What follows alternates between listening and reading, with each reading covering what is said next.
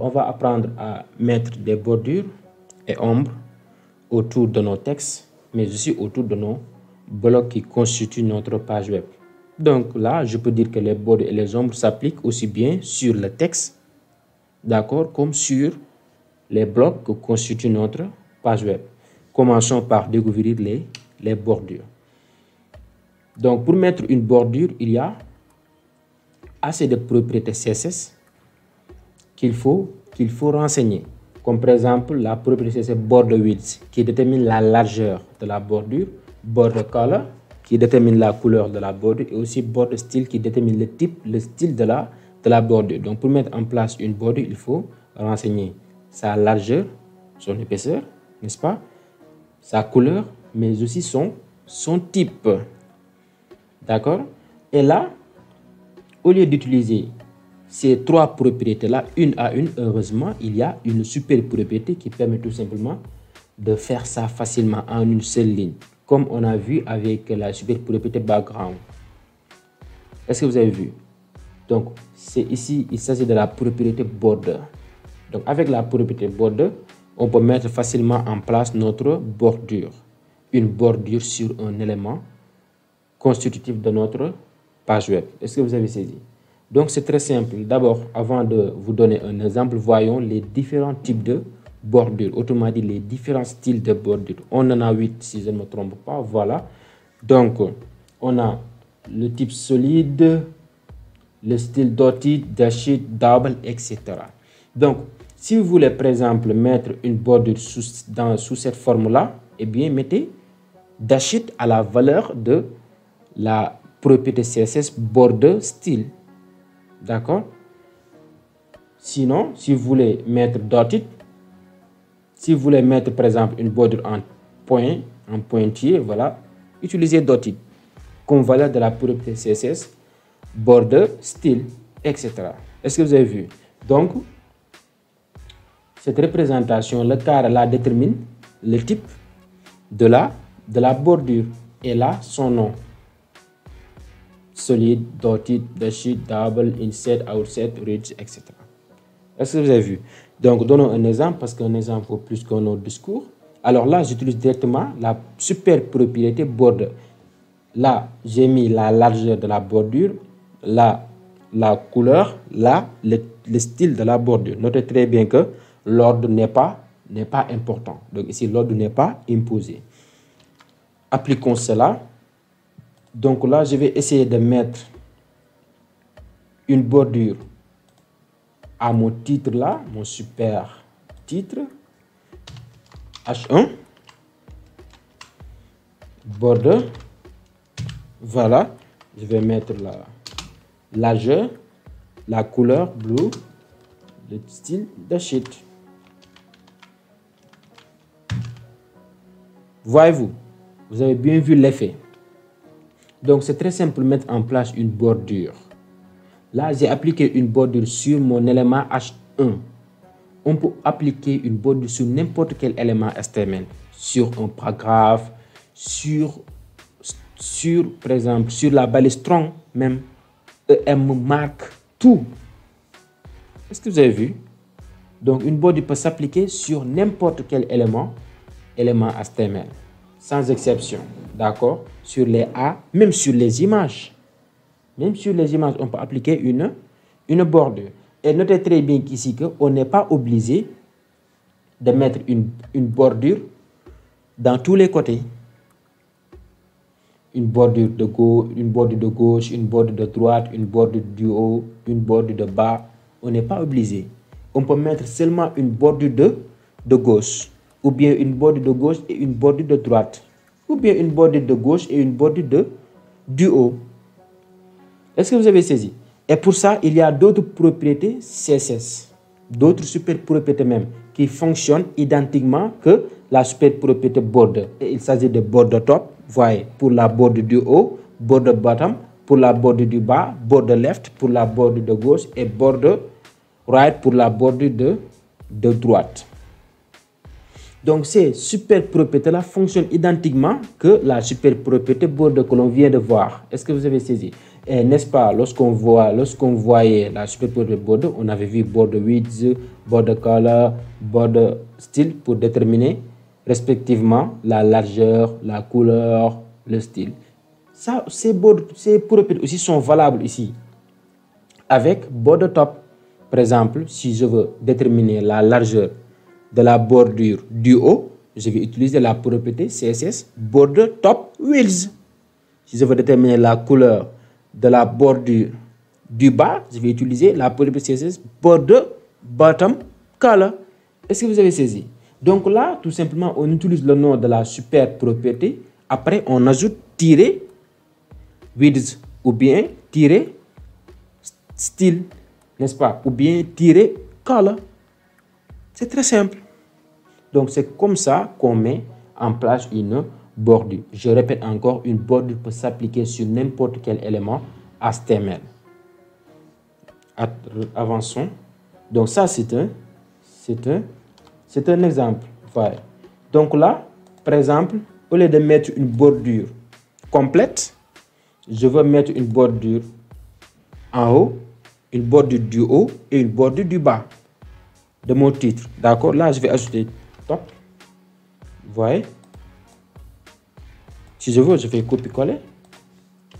Si je veux mettre la même bordure, bien sûr, si je veux mettre la même bordure, je vais faire copier-coller. Si je veux, par exemple, changer la bordure, par exemple, en bas, je vais mettre red. Et là, au lieu de dust, je vais mettre solide.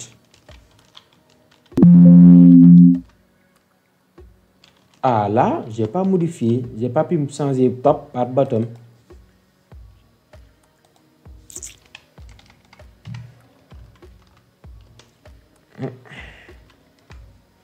Voilà. Ah, vous voyez l'effet. C'est génial, non? Si je veux, je peux enlever la bordure en haut. Voyez, c'est très joli, non? C'est très, très, très joli. C'est très joli. Donc là, on a mis une bordure du bas au niveau du titre sur mon titre. Avançons. On va voir maintenant les bordures arrondies. Les bordures arrondies. Les bordures arrondies ont en fait comme forme une ellipse en fait. C'est comme une ellipse. Les bordures arrondies. Donc pour ça, on utilise la propriété CSS border radius qui prend une valeur exprimée en pixels. D'accord? La largeur d'une bordure, il faut l'exprimer en pixels. Il faut donner sa valeur en pixels. Border radius aussi, sa valeur est en pixels. C'est l'arrondi en fait. Si je vais essayer de donner un exemple. Je pense, oui, je vais essayer d'appliquer cet exemple-là sur mes paragraphes. Ouais. Bon, là, je préfère l'appliquer sur le dernier paragraphe. Hein. Donc là, au lieu d'utiliser une balise, je vais utiliser une classe. Voilà, dernier. Qui est aussi un sélecteur. On a bien vu les sélecteurs. Donc là, je vais mettre border radius 10 pixels. J'enregistre. Vous n'allez rien apercevoir si j'actualise. Vous n'avez rien aperçu. Pourquoi? Parce que tout simplement, pour voir l'effet de border radius, il faut d'abord qu'il y ait une bordure. Il faut mettre d'abord une bordure à l'élément. Ou bien un background. Une image de fond ou bien une couleur de fond. Là, par exemple, je vais essayer de mettre une bordure hein, pour faire simple. Après, je vais changer en mettant une couleur de fond. Border, 5 pixels, solide, voyez, black. Donc, comme je l'ai dit, l'ordre ici n'est pas important. Ah, vous voyez très bien l'effet d'arrondi. Vous avez bien noté ça, l'effet d'arrondi. C'est ça, en fait, l'utilité de border radius. Si je peux, là, je peux mettre 5. Voyez. Donc, vous ne verrez l'effet que s'il y a une bordure autour de l'élément ou bien un background. Là, au lieu de mettre une bordure, je vais mettre background color ou bien background tout courant. Je peux utiliser à la place de background color la super propriété qui est background. La couleur, je vais mettre quoi comme couleur? Black. Voilà, j'enregistre. Ah, malheureusement, les écritures sont en blanc, sont en noir. Donc là, je vais mettre color. Pour changer la couleur de l'écriture, white. Voyez l'effet. Si je change radius en 10, la valeur de radius, ah, vous avez bien noté l'effet. C'est génial, non? C'est très joli. Là, attendez, je vais changer le contenu. Mettre un contenu un peu important. Lorem ipsum. Voilà. Ah, vous avez bien noté, bien vu l'effet de border radius. C'est génial, non? On peut s'en servir pour le décor, hein, pour bien designer notre site. Alors, continuons. Notez très bien qu'on peut mettre 4 valeurs aussi. 4 valeurs au niveau de border radius. La valeur, 4 valeurs, chaque valeur correspond à un coin. Ça, c'est un coin. Vous voyez là où j'ai positionné le curseur. Le coin gauche en haut. Vous voyez le coin droite en haut. Vous voyez ici le coin droite en bas. Ça, c'est le coin gauche en haut. La première valeur représente ce coin-là. Si vous avez vu, si vous avez bien observé le curseur, la deuxième valeur en pixels représente ce coin-là. La troisième valeur représente ce coin-là. En haut à droite. La dernière valeur représente ce coin-là. En haut à gauche. Donc là, ici, ce coin-là, c'est la première valeur. Voyez ce coin-là, c'est la première valeur. On peut mettre des valeurs différentes. Ça, c'est la première valeur. Ça, c'est la deuxième valeur, ce coin-là. Ça, c'est la troisième valeur. Ça, c'est la quatrième valeur. Donc, on n'est pas obligé, en fait, d'avoir vraiment une éclipse. Là, on met 4 valeurs. 10 pixels. Si je veux, je vais mettre les autres 0 pixels.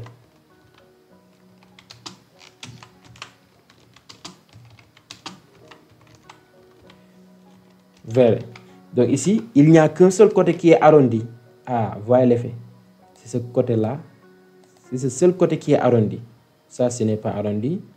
Ça, ce n'est pas arrondi. Ça aussi n'est pas arrondi. Si je veux arrondir ce côté-là par 10, là, c'est quoi? Ça, c'est la troisième valeur. De droite à gauche. De droite en haut. De droite en bas plutôt. Là, je vais mettre 10. J'actualise. Ah, voyez. Ce côté-là est arrondi, de même que ce côté-là. Donc, c'est comme un jeu d'enfant. Hein. Donc, c'est à vous maintenant de voir comment bien designer votre site à travers le border radius. Donc, vous noterez l'effet de border radius si l'élément a un background, a une image de fond ou bien une couleur de fond. Ou bien, cet élément a une bordure. Est-ce que vous avez saisi? Normalement, avec une couleur de fond, ça sera beaucoup plus joli. On peut aussi avoir les deux à la fois, hein, une couleur de fond et une bordure. En tout cas, ça va de soi. Hein. Ça va de votre goût. Ça dépend de votre goût. Donc, c'est comme ça. Ou bien, on peut utiliser 2 valeurs pour arrondir les 2 côtés. Tout simplement. Pour arrondir cette partie-là et cette partie-là. Par exemple, ici, border radius 20/10. Il faut mettre le slash. Hein. Là, je vais mettre par exemple 10/0 et vous verrez.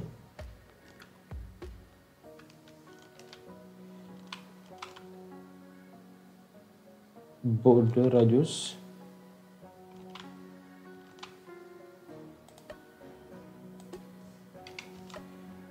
10 slash 20. Ah, voyez l'effet. Vous avez vu? Là, si je mets 5, ah, vous voyez l'effet. Est-ce que vous avez vu? Donc, si c'est un jeu d'enfant, vous pourrez vous amuser en changeant les valeurs pour voir l'effet. Je mets 50, par exemple. Waouh! Vous voyez comme ça. Déjà, la L de l'ORM ne s'affiche plus bien, ne s'affiche plus correctement à cause de l'arrondi. Donc, c'est comme ça hein, qu'on fait qu'on utilise la propriété CSS Border Radius. Alors, intéressons-nous aux ombres. Il y a deux types d'ombres. Il y a les ombres des boîtes, c'est-à-dire les blocs. Il y a aussi les ombres du texte. On peut mettre des ombres à nos textes, comme on va le voir. C'est très simple. Alors, on va s'intéresser d'abord aux ombres des boîtes. Donc, pour mettre une ombre sur notre boîte, sur une boîte, c'est-à-dire sur un bloc, sur un paragraphe par exemple, ou bien sur un titre, eh bien, on utilise la propriété CSS Box Shadow. Shadow veut dire ombre, box veut dire boîte, Box Shadow. En se renseignant sur 4 valeurs. La première valeur, ici, le 6 pixels là, la première valeur concerne le décalage horizontal de l'ombre. Le décalage horizontal de l'ombre. La deuxième valeur, le décalage vertical. Vertical, vers le bas. Le décalage vertical de l'ombre. La troisième valeur, l'adoucissement du dégradé. L'adoucissement du dégradé. Est-ce que vous avez saisi? La quatrième valeur, c'est la couleur de l'ombre. On va essayer de l'appliquer. Donc là, on va essayer d'appliquer ce Box Shadow là à 7. Donc au lieu d'utiliser Border Radius, je vais utiliser Box Shadow. J'ai mis 6 pixels. Oui, 6 pixels. Donc là, l'adoucissement du dégradé, j'ai mis 0. Donc, il n'y aura pas d'adoucissement du dégradé. Et là, la couleur, j'ai mis quoi? Black. Si je mets black, ça n'apparaîtra pas clairement parce que, vous voyez, ça n'apparaîtra pas clairement parce que la couleur de fond de ce paragraphe est déjà noire. Donc là, je vais mettre red, par exemple, rouge, pour voir l'effet. Ah, vous voyez, c'est génial et c'est joli. Si je ne me trompe pas, j'ai l'habitude de voir ça dans certains sites web. Box Shadow. Les ombres. Vous voyez. Là, c'est comme ça. Là, c'est le décalage horizontal. Ça, c'est le décalage horizontal. Ça, c'est le décalage vertical. Est-ce que vous avez saisi? Donc là, si je veux, par exemple, ajouter un peu d'adoucissement du dégradé, si je veux adoucir un peu le dégradé, je vais mettre quoi? Par exemple, là, 6 pixels. Notez très bien l'effet. Ah, vous voyez l'effet. Il y a adoucissement du dégradé. Est-ce que vous avez vu? C'est un peu flou. C'est ça l'effet de l'adoucissement du dégradé.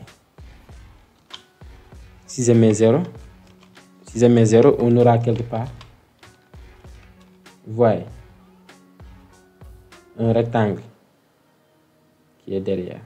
Est-ce que vous avez vu? Si je veux, je peux mettre adoucissement 100 pixels. Ouais, c'est trop ça. Vous voyez? Oh, c'est exagéré, c'est trop. Je vais laisser ça à 10. Ah.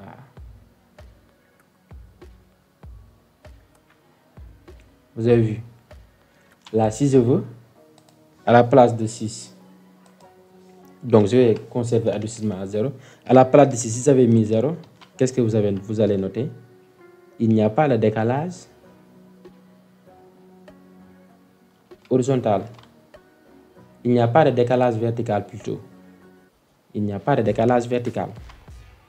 Il n'y a que ce décalage horizontal là. Vous voyez, le décalage horizontal. Si je mets la première valeur à 0, là, il n'y aura pas de décalage horizontal. Il n'y a que le décalage vertical vers le bas. Est-ce que vous avez saisi? Donc, c'est à vous de choisir. Hein? C'est à vous de voir. Là, si je veux aussi ajouter.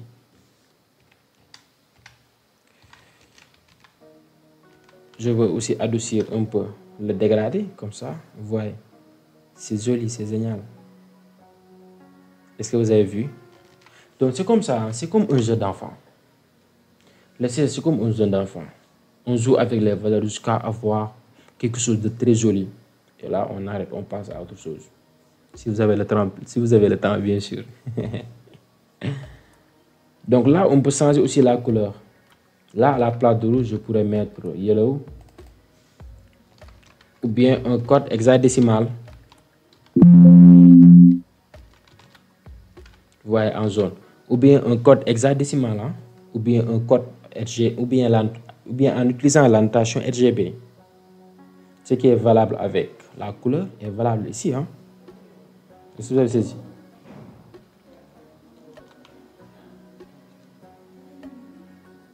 Donc, voilà. Maintenant, ici, l'ombre est externe et en dehors du bloc. Si on va ramener l'ombre à l'intérieur du bloc, eh bien, on utilise une autre valeur, inset. Avec inset, on met l'ombre à l'intérieur de la boîte.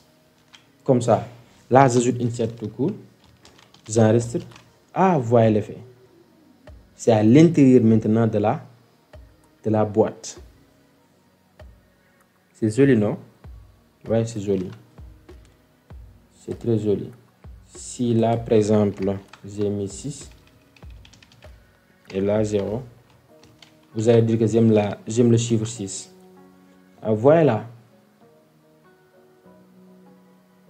Maintenant, les décalages se positionnent en haut au lieu d'en bas. On dit que ici, l'ombre est interne. Vous avez vu? Donc, pour voir cet effet-là, on ajoute inset tout court. Voilà. Est-ce que vous avez vu? Donc, c'est très simple. Hein? C'est très simple. Continuons. Maintenant, on peut aussi, comme je l'ai dit, ajouter de l'ombre à nos textes. Et c'est très joli. C'est comme sur Word. Hein? Très joli. On va voir. Donc là, à la place de box, on utilise texte. Text shadow. Box shadow, text shadow. Text shadow. Voyez. Ah, c'est un peu laid. Peut-être c'est l'effet de la background. Black. Je vais mettre ça en black, la couleur. Je peux même l'enlever parce que la couleur par défaut c'est noir, c'est noir. Là, je vais mettre black aussi. Oh. Vous voyez ça? C'est illisible là.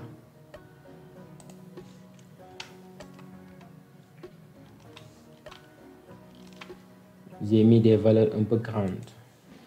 Par exemple, là, si j'avais 2, là 2, et là, l'adoucissement du dégradé, 4. Ah, c'est un peu joli, non? L'adoucissement du dégradé, je peux diminuer un peu en mettant 2. Voyez ce que ça donne. Si je mets 0,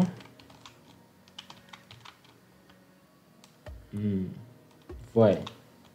Si je mets l'adoucissement 3 et là, le décalage vertical 0, le décalage horizontal 0, qu'est-ce que ça donne? Ah, vous voyez. C'est très joli. Donc, en jouant avec les couleurs, avec les valeurs plutôt, vous pourrez tomber sur un design qui vous plaira beaucoup. Est-ce que vous avez vu? Donc, déjà, ça, c'est joli. C'est très joli. Supposons que la couleur du texte est rouge.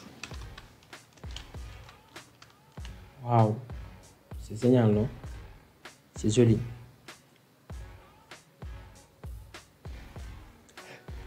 Donc, box shadow, text shadow, les ombres, de même que les bordures, servent juste à bien designer, à apporter de la beauté, l'envie de voir, de lire notre site web, etc.